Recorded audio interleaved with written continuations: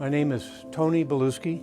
My father was Pietro Belluschi, and my father, my mother, my brother, Peter, myself spent some time here.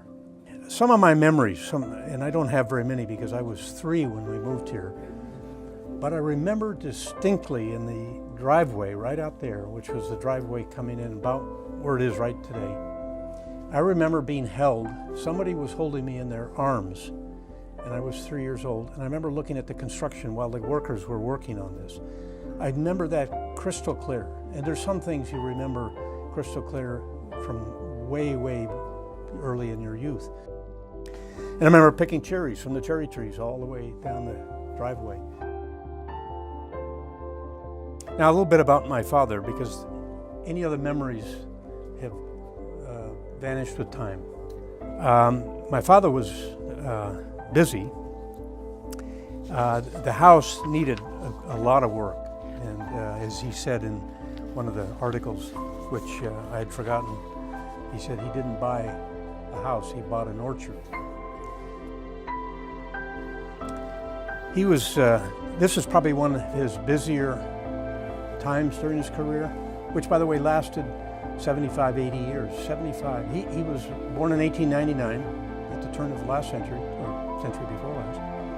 And he lived to be 94 years old until 1994. And he worked until he was 91.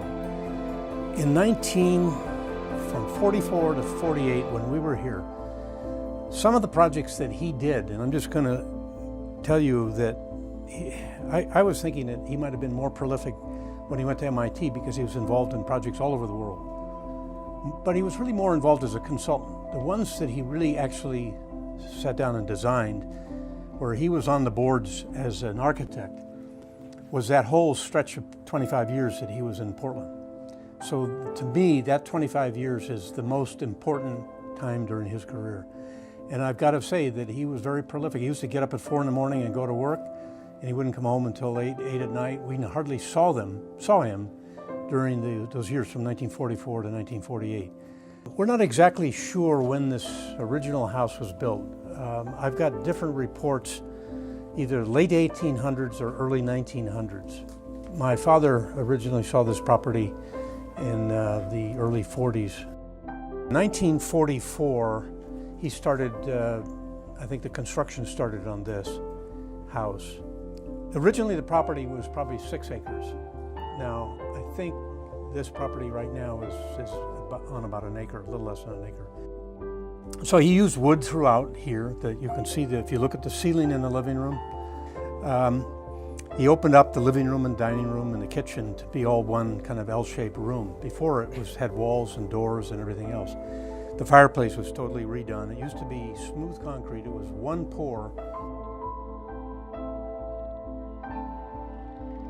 Yeah, in fact, if you go into the what used to be a woodshed, the first building, well, actually it's all one building because he added the roof and the floor, so that my brother and I had a place to play in the inclement weather. So we had that out as an outdoor space. The other room was where he eventually made that into a wine cellar type thing, fruit cellar, whatever you want to call it. You can see, and there's some things on the shelves in there. We had a lot of fruit trees. We had nuts, we had filberts, we had quince, cherries, apples. A lot of them are still active, still working. Plum, an old plum tree.